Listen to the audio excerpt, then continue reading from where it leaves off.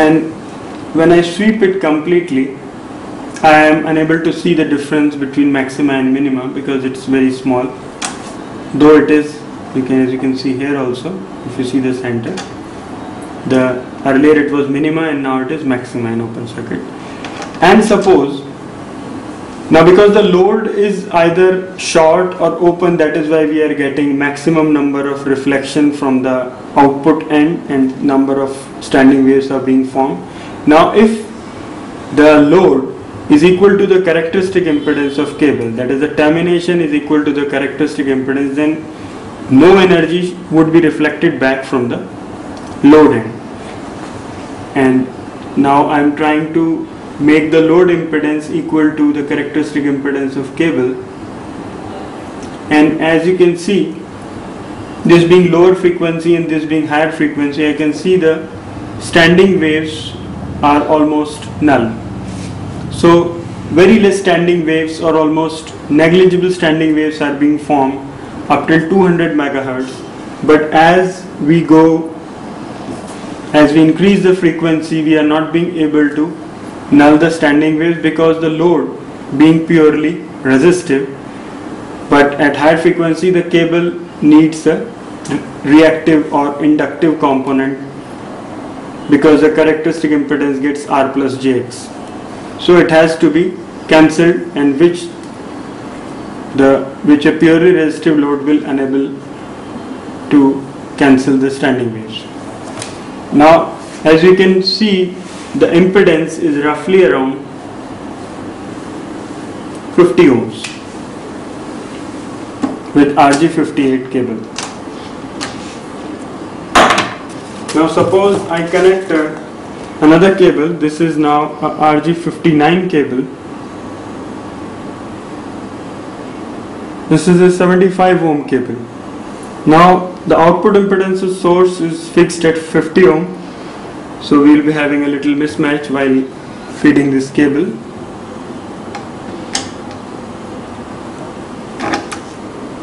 Now here you can see the standing waves being formed, and now I try to terminate this cable on a 50 ohm load, and you see the standing waves are very much visible as compared to a RG58 cable. So we are for sure that the impedance is not at least 50 ohm. Then what is it? We try to null the cable at around 75 ohm, and we see that at 75 ohm a little improvement is there at low frequency, but at higher frequency still the standing waves are not being cancelled. This is because the output impedance of source is 50 ohm and we are feeding a 75 ohm cable. So we can always discriminate that this cable is not 50 ohms. So it is roughly around 75 ohm.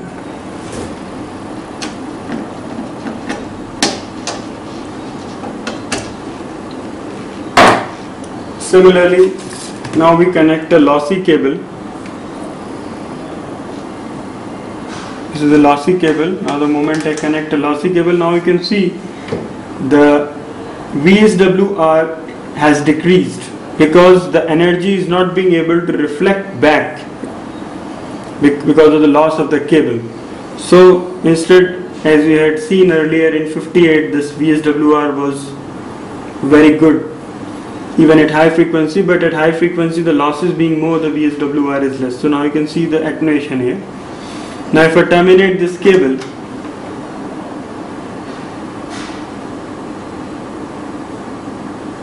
now you can see it is getting terminated at around 40-45 ohm, but but the standing waves are still there, though they have been nulled to an extent.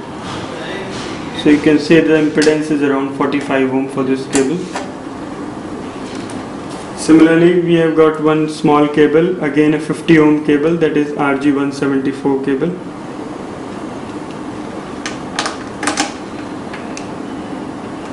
Now here you can see it is little lossy as compared to RG58 because the VSWR is less. It should be maximum. Now you can see it is getting nulled at around again similarly 50 ohm. It's very small difference, but still we can predict that it is roughly around 50 ohms. But nulling is not as good as it was in case of RJ58 cable.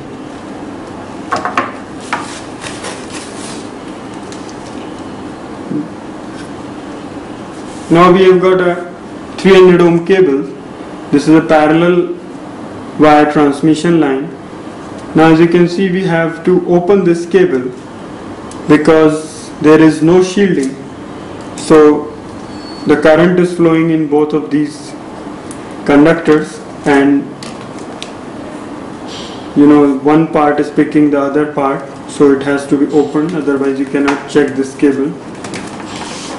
Unlike coaxial cables, which has got a braiding outside the dielectric, so even if there is shielding, they can be tested like this, but these cables can never be tested like this. They have to be opened. Now there is a balloon which transforms the impedance from 75 to 300 ohms. Now you can see that I have opened this cable, and the moment the way I am touching the cable or I am straightening the cable, the standing waves are changing at high frequency. Now this cable has already been terminated. Now this is an unbalanced load, so because the outer is ground and center the current is there, but the current is flowing in both of these conductors, so we need a balanced load, and that's why we have put a balanced load in the cable itself. Now putting the switch in 300 ohms, you can see the standing waves are a little less at low frequency, and now I switch it to open, and you can see the number of standing waves are being formed. As you can see at the center, it's roughly showing a maxima, and